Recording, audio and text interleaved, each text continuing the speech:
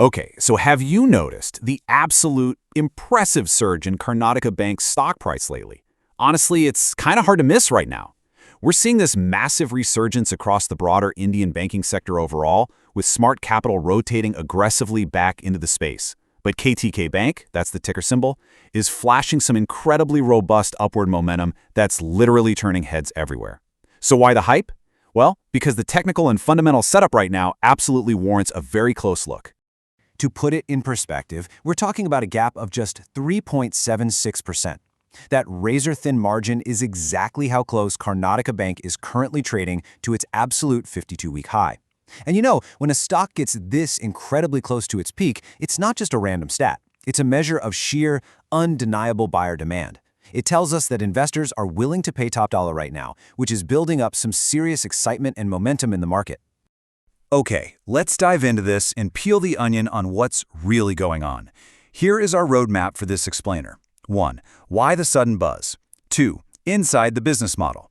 3. Fundamental financial health. 4. Technical analysis and charting. And 5. The risks and our final verdict. Starting off with part 1, why the sudden buzz? Looking at the macro environment, the Indian banking sector is experiencing a serious, widespread revival. We're seeing a renewed market focus, not just on the massive public sector banks, but increasingly on highly agile, well-managed private entities. Basically, investors are hungry for quality, and they're actively hunting for banks that can adapt quickly to changing market conditions. And that brings us right to Karnataka Bank. They are perfectly positioned to ride a massive macro wave in India right now, which is the government's aggressive push toward a less cash economy and ultimate financial inclusion. KTK Bank isn't just sitting on the sidelines watching this happen, they're actively accelerating their digital transformation.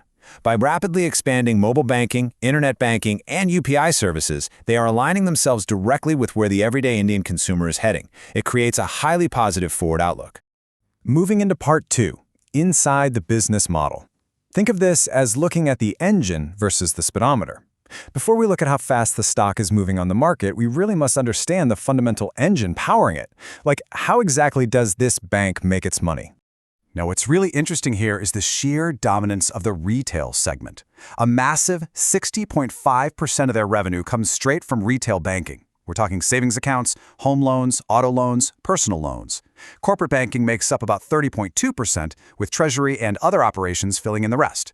This heavy reliance on retail is an absolutely crucial driver. Why? Because retail banking typically offers a much stickier, far more consistent revenue stream compared to the wild volatility of corporate lending. And that retail dominance, it's backed by some serious, heavy-hitting core strengths. They have a deeply entrenched presence in South India, giving them a fiercely loyal regional customer base. On top of that, they're backing it up with tech-driven banking solutions and incredibly prudent risk management practices. Plus, the high promoter holding ensures strict alignment with long-term value creation. So this steady, reliable performance is exactly what fits into the quality banking narrative that cautious, yet growth-hungry investors are currently chasing. All right, part 3, fundamental financial health. Let's slow down for just a second and look at the hard financial data to see if this business engine is actually generating power efficiently. Check out these latest quarterly results and direct your attention specifically to the year-over-year growth. The operating profit shows a massive 63.9% year-over-year jump, and right below it, net profit has surged by 61.16%. Now, you might notice that sales growth looks basically flat year-over-year at negative 0.05%, but actually, the efficiency in translating that flat revenue into massive bottom-line profit growth is incredibly impressive. The bank is just generating significantly more profit from its core operations right now. Then there's this number, a 14.5% return on equity. In the banking sector, seeing a healthy double-digit ROE like this isn't just a random stat. It's a really strong indicator of a highly capable management team putting capital to work effectively. It basically shows they aren't just sitting on assets. They are actively weaponizing shareholder money to drive robust returns. Let's rapid fire through a few more trailing 12-month indicators. Earnings per share growth is sitting strong at about 15.2%, and revenue is up roughly 9.8%.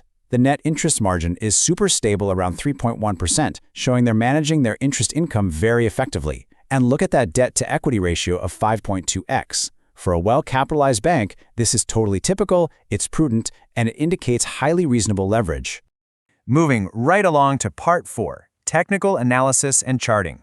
We've examined the engine, so now we're moving to the speedometer to analyze market momentum and see what the price charts are telling us. And this brilliantly illustrates the exact market psychology at play right now. Notice this really distinct consolidation base forming. The stock is essentially moving sideways, just digesting its previous gains. But the kicker is the volume, particularly that massive green volume spike, which strongly indicates incredibly robust institutional support.